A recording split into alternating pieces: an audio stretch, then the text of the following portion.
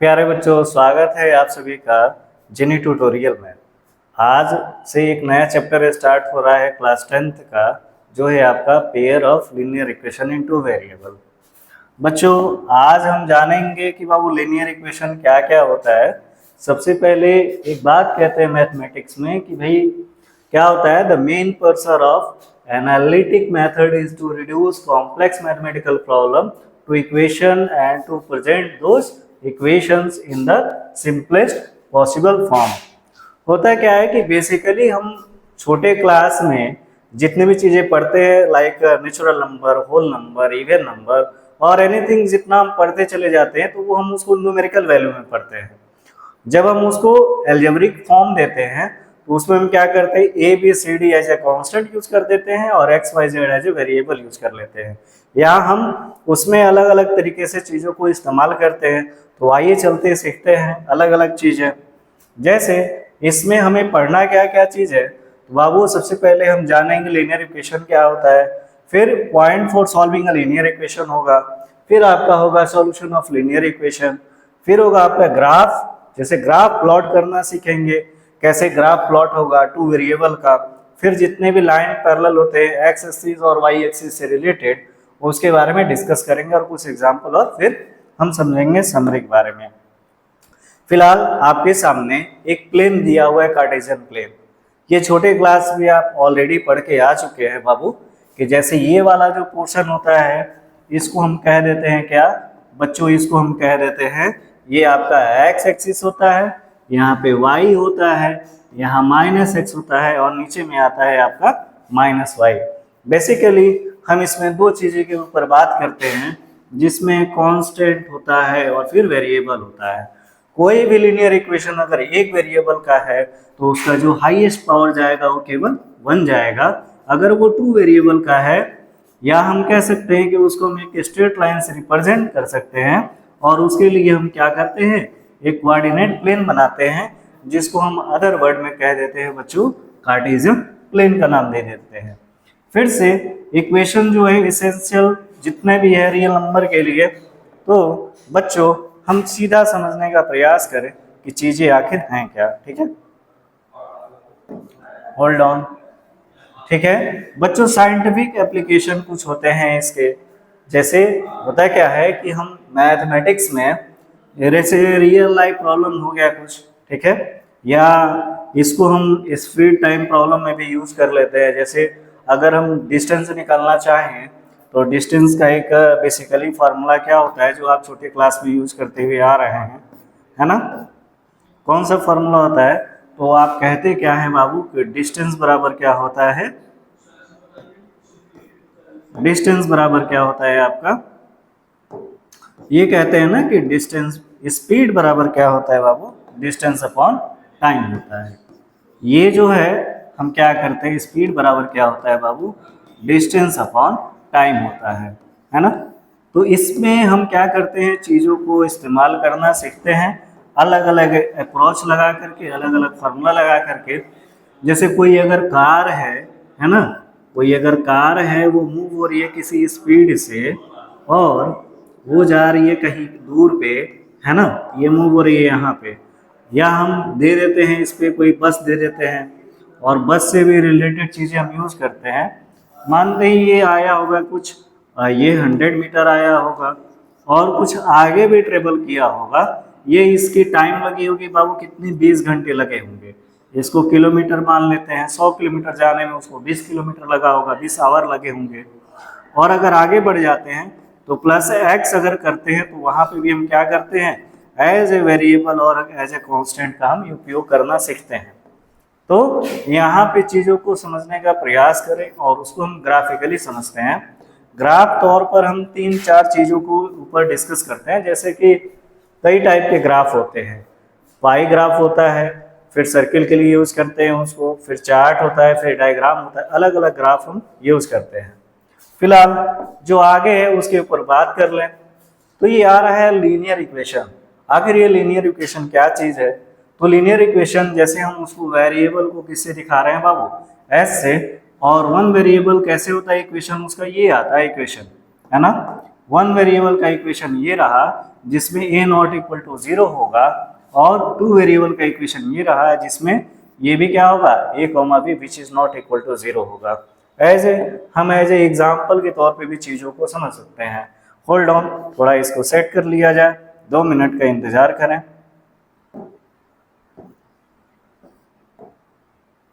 ठीक है, hold on. Okay, ठीक। प्यारे बच्चों, समझने का ये प्रयास करें कि क्या क्या चीज़ें हैं इसमें। तो सबसे पहले अगर हमें लीनियर इक्वेशन को अगर सॉल्व करना है, लीनियर इक्वेशन को हमें क्या करना है, अगर सॉल्व करना है तो उसके लिए हम कई चीज़ों को अपनाते हैं। सबसे पहले इसके जो फॉलोइंग स्टेप्स हैं उसको आप क्लियरली समझने का प्रयास करें। पहला स्टेप्स क्या होगा, सबसे पहले तो हमें वेरिएबल पता करना होगा, फिर से उसके इक्वेशन बनाने होंगे, और फिर उसके बाद से क्या करेंगे, वो सारे वेरिएबल टर्म को एक साइड लिखेंगे और एक इक्वेशन ड्रॉ कर लेंगे। उसके बाद से कांस्टेंट टर्म को हम यूज करते हैं और उसको अपोजिट साइड में लिख लेते हैं, और एज इट इज हम क्या करते हैं, जैसे वेरिएबल के लिए मेरे कहने का मतलब ये है कि एज ए आप बॉक्स बनाते हैं और यहाँ पर आप एक्स वाई ले लेते हैं एज ए वेरिएबल, और कांस्टेंट टर्म को इस साइड में ले करके ये क्या करते हैं, सिंपली एक ब्लॉक बना देते हैं हम, जो कि कैसा दिखता है, ये दिखता है आपका कुछ इस टाइप से। देखें, ये ब्लॉक रहा इसका, है ना। ऐसे ही ब्लॉक हमें बनाने हैं, वेरिएबल सेपरेट करके उसकी एक एक वैल्यू को पुट करके, और हम चीज़ों को क्या करेंगे, फाइंड आउट करेंगे। Now come to the topic. Okay,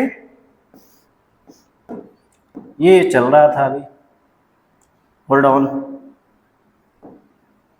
ठीक है बच्चों, फोर्थ स्टेप्स क्या होगा, सिंप्लीफाई करेंगे इक्वेशन को, फिर उसको आइसोलेट करेंगे वेरिएबल, और उसके बाद से पांचवें स्टेप्स में हम क्या करेंगे, vertical solution of the substituting और it back into the original equation.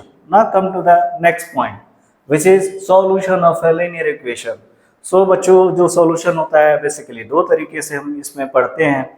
Many variable होता है, बट हम क्या पढ़ेंगे यहाँ पे, वन वेरिएबल के जो सॉल्यूशन है वो आप पिछले क्लास में ऑलरेडी पढ़ के आ चुके हैं। फिलहाल जो है अभी हमें कौन सा पढ़ना है, टू वेरिएबल के सॉल्यूशन के बारे में जानना है।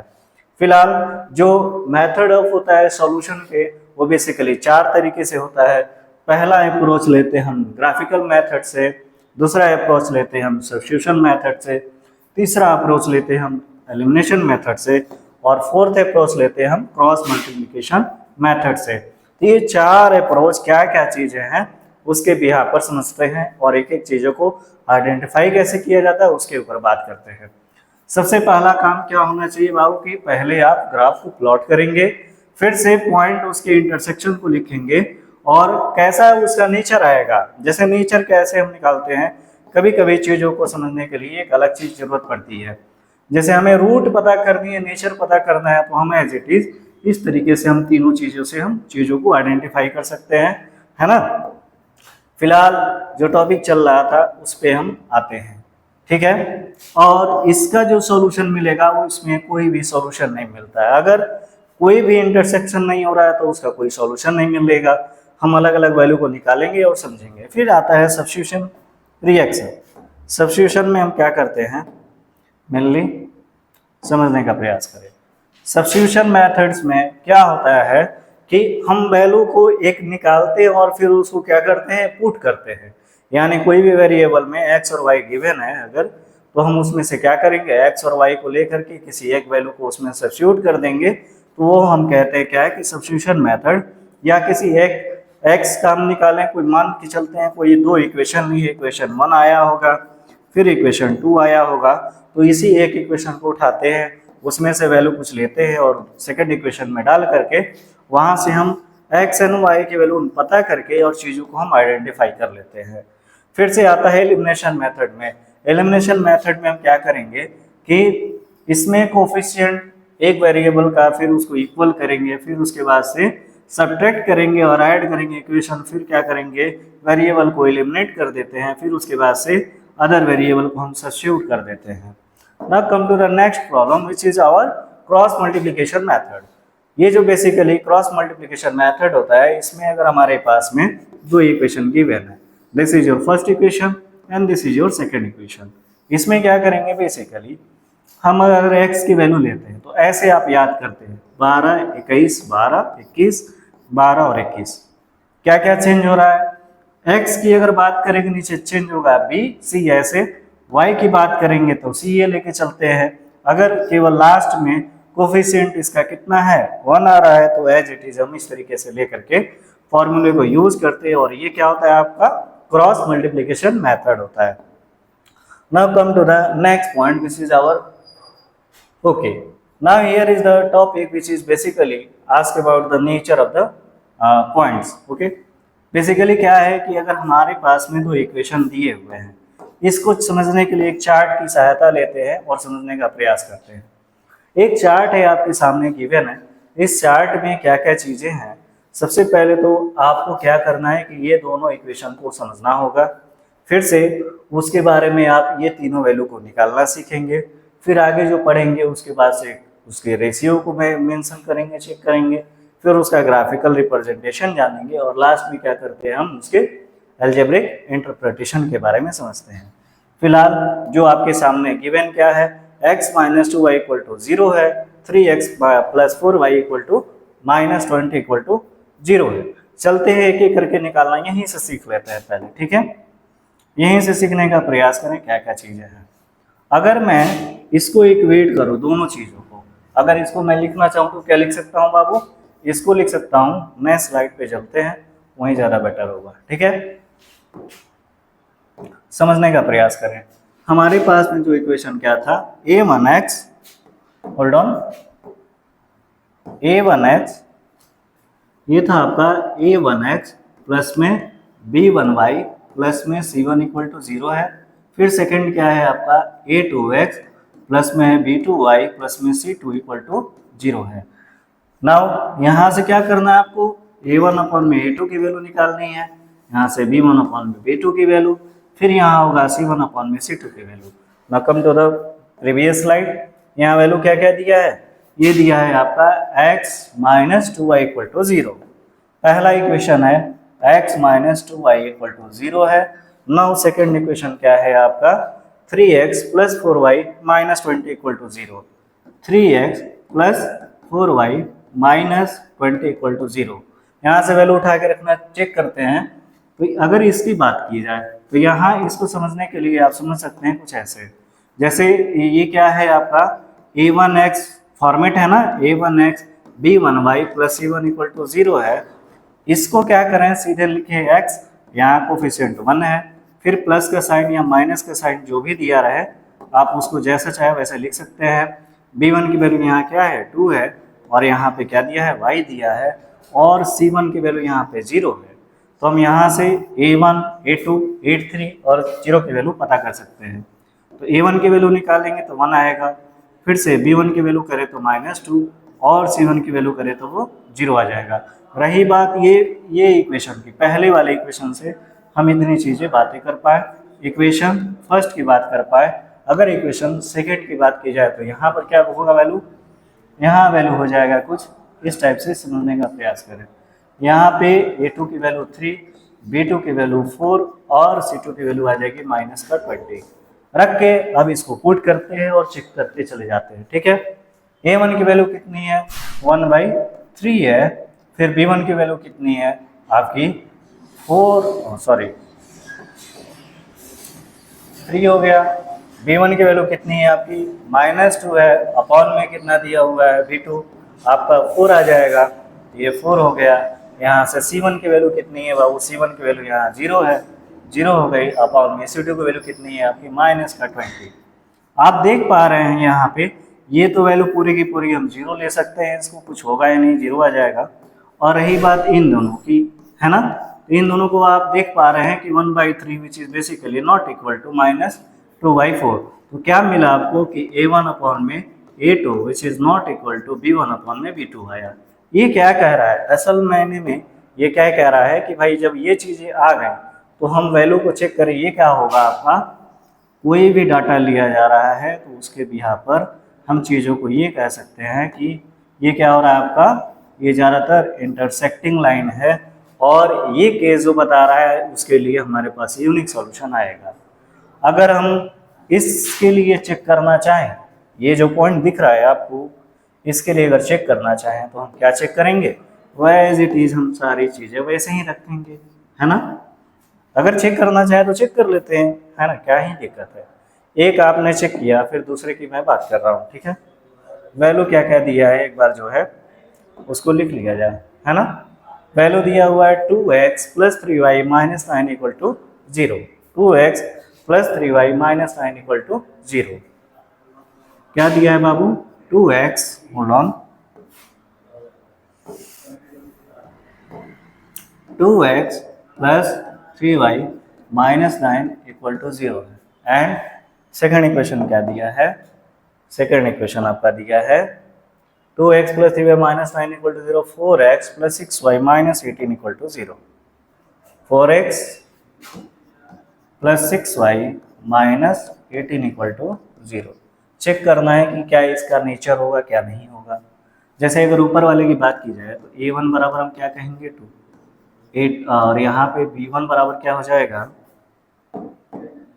ये हो जाएगा आपका b1 बराबर हो जाएगा 3 और c1 बराबर हो जाएगा माइनस का 9। एज इट इज हम अगर ये पहले वाले इक्वेशन के लिए से आया है ना। अगर हम दूसरे वाले इक्वेशन की बात करें, सेकंड इक्वेशन की बात करें, सेकंड इक्वेशन की बात करें बाबू, सेकंड इक्वेशन की बात करें तो क्या मिलेगा इसके लिए आ जाएगा आपका a2 की वैल्यू आपकी 4, b1 b2 की वैल्यू आपकी 6 और c2 की वैल्यू आपकी कितनी हो जाएगी, माइनस का 18 हो जाएगी, है ना। अब इसको रखते हैं और चेक करते हैं क्या क्या केसेस बनाते हैं। यानी a1 अपॉन में a2, b1 अपॉन में b2, ऐसे ही c1 अपॉन में c2 करेंगे। a1 की वैल्यू कितनी है 2 है और a2 की वैल्यू कितनी है 4 है। ऐसे b1 की वैल्यू कितनी है 3 है और b2 की वैल्यू कितनी है 6 है। एज इट इज c1 की वैल्यू कितनी है, माइनस का 9 है अपॉन में माइनस का 18 है। अगर इसको कैंसिल आउट किया जाएगा तो क्या क्या चीज़ें मिलेंगी। फिलहाल कैंसिल आउट कर लिया जाए, इसको देखा जाए क्या क्या मिलेगा। अगर 2 से इसको काटेंगे तो 1/2, इसको भी कैंसिल आउट करेंगे 1/2, इसको भी कैंसिल आउट करेंगे 1/2। तो आप देख पा रहे हैं कि ये तीनों वैल्यू 1/2 1/2 1/2, ये सारा का सारा चीज़ें क्या हो गई, इक्वल आ गई। तो ये क्या दिख रहा है, ये दिख रहा है कि भाई ये क्या है इसका, होल्ड ऑन, ये आ गई इसकी सॉल्यूशन। और ये है क्या चीज़ आपका, तो ये है आपका इंटरसेक्टिंग लाइन हो गया, ये आपका क्या कंसिडेंट लाइन है, ठीक है। फिर क्या है, इसको अगर सॉल्यूशन देखा जाएगा एल्जेब्रिक इंटरप्रिटेशन में तो ये क्या है आपका इनफाइनाइटली मेनी सॉल्यूशन होता है। एंड एक और चीज़ इसमें बात की जाए तो ये क्या होगी, इसकी वैल्यू आ गई सारी की सारी जो दिख रही हैं आपको a1 अपॉन में a2, b1 अपॉन में b2 equal to c1 upon में c2। ये क्या हो रहा है, कंसिडेंट लाइन है और इसके लिए क्या होगा कि बहुत सारे ऐसे पॉइंट एग्जिस्ट करेंगे जो ऐसी वैल्यू को रख सकते हैं। अगेन अगर देखा जाए तो एक और बात इसमें है कि भाई तीसरी बात जो है, थर्ड वाली बात को क्या कह रहा है, तीसरे वाले में कह रहा है कि पॉइंट दिया हुआ है आपका, क्या दिया है, x plus 2y minus 4 equal to 0 है। Now 2x plus 4y minus 12 equal to 0 अगर है, ऐसी वैल्यू है तो उसमें भी आप क्या करेंगे, a1 की वैल्यू रखेंगे उठा करके, कितना है बाबू 1 है। a2 की वैल्यू कितनी दी हुई है 2 है और सॉरी ये b1 है, होल्ड ऑन, इसको थोड़ा सा सही कर लिया जाए फिर से चीज़ों को लिखा जाए। ये क्या है आपका b1 है, b1 की वैल्यू कितने दी है 2 है और ऐसे ही अगर c1 है तो c1 की वैल्यू दी है माइनस का 4। एज इट इज़ ये पहले वाले इक्वेशन से आया होगा। फिर सेकेंड वाले से लिए हम a2 से लिए चेक कर रहे हैं तो इसके लिए 2 होगा, b2 हमारी कितनी है, ये है आपका 4 और c2 कितना दिया हुआ है, ये दिया हुआ है माइनस का 12। अब इसको रखेंगे उसी चीज़ों पे, यानी किस पे, a1 अपॉन में a2 चेक करेंगे तो ये 1/2 आया होगा जो आपको यहाँ मिला है। ऐसे ही एक और रखा गया होगा यहाँ पे, चेक देख सकते हैं आप कि a1 अपॉन में अगर हम a2 रखेंगे, a1 अपॉन में a2 रखेंगे तो ये क्या मिलेगा आपको 1/2 मिलेगा। ऐसे ही b1 अपॉन में b2 रखेंगे तो ये क्या मिलेगा आपको b1 अपॉन में b2, b1 अपॉन में b2 रखेंगे तो ये क्या मिला होगा आपको 2/4 मिला होगा। ऐसे ही आप क्या किए होंगे, c1 अपॉन में c2 रखे होंगे तो बाकी वैल्यू मिला होगा 4/3 जैसा कि यहाँ पे शो हो रहा है। तो ये कैंसिल आउट हो जाएगा, ये 1/2 है ही, ये भी 1/2 आया होगा और ये 4 3 जा 1/3 आया होगा। तो क्या शो हो रहा है कि भाई ये दोनों चीज़ तो इक्वल है लेकिन ये वाला इक्वल नहीं है। तो ये क्या शो कर रहा है, पैरेलल लाइंस को दिखा रहा है जिसका कोई सॉल्यूशन ही नहीं मिलता। अगेन हम चीज़ों पर आगे डिस्कस करते हैं और बढ़ते हैं अपने नेक्स्ट टॉपिक की तरफ। एक क्वेश्चन दिया हुआ है एज एग्जाम्पल के तौर पे लिया गया है ग्राफ को प्लॉट करने के लिए। सबसे पहली बात कि ग्राफ को प्लॉट करना आपको क्या करना है, सीखना है। कैसे सीखेंगे भाई, तो ग्राफ प्लॉट करने के लिए आपको दोनों इक्वेशन दिए हुए हैं ना, x प्लस 3y और क्या दिया है इक्वल टू 6 है, एंड सेकेंड इक्वेशन दिया है 2x माइनस का 3y इक्वल टू 12 है। ये जो है this is your first equation and this is your second equation. तो बाबू इसका जो ग्राफ आना है कैसे आना है ना, उस पर मैं थोड़ी बात कर लूँ। तो ये ग्राफ कुछ ऐसे आएगा इसी का, और इसी को मैं अपने नेक्स्ट लेक्चर में आपको एक्सप्लेन करूँगा। सो तब तक के लिए आप बने रहिए लेक्चर के साथ में, और आगे जो है आपकी एक्सरसाइज को शुरू किया जाएगा। So thanks for watching this videos. मिलते हैं अपने नेक्स्ट टॉपिक में जो अलग अलग तरीके से आपको एक्सप्लेन करूँगा। बाय बाय सबको।